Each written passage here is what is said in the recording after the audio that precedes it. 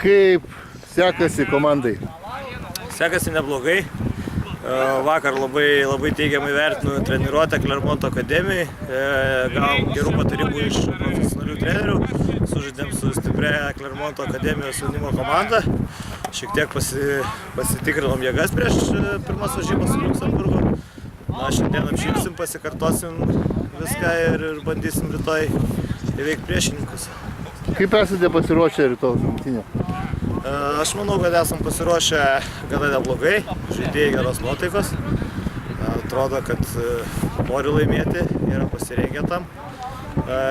Taktiškai esam tikrai pasirengę.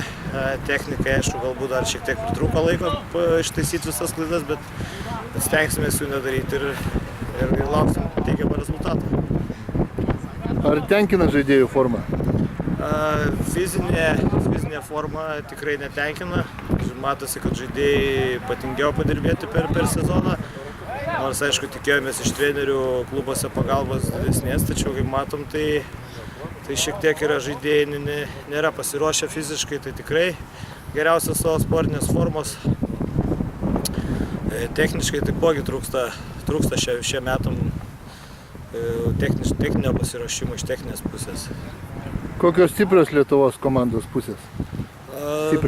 Lietuviai šiais metais, manau, turi tikrai stiprų vėjerio žaidėjus. Aišku, labai daug pridėjo Alanas grįžęs iš Pietų Afrikos, šiek tiek pakeitė, paįvairino žaidimą.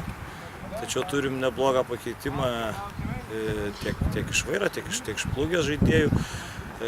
Taip pat, aišku, klevo žaidėjai gan stipriai jiems patalkina, tai tikrai vėjeris, manau, turim gerą spardytoją, turim gana griežtus gerus centrus ir kraštus, gan techniški, greiti žaidėjai.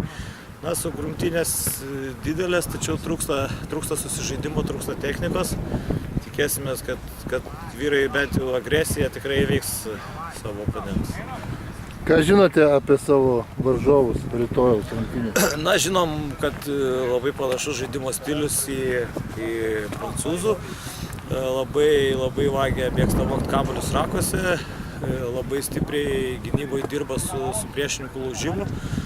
Tai bandysim, esam jau numatę kelis variantus žaidiminius, kelias strategijas, kad galėtume persigrupuoti ir bandysim apeiti šitą jų smarkią gynybą, jų vikrių žaidėjus, bandysim užlaužti, uždaryti ir puolime taipogi juos apžaisti. Ką akcentuojate žaidžiant prieš juos? Prieš juos realiai kažkokių akcentuosim didelių akcentų, kažkokių skirtingų negu visą pasiruošimo etapą nėra. Tai yra techniškas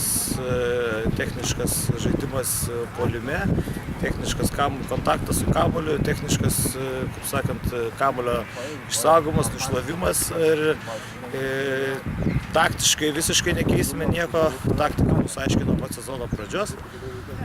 Gynyboje taipogi nieks nesikeičia, smarkus laužimas ir žemi grėbimai, tai pagrindiniai akcentai, kuriuos turim prieš tą komandą.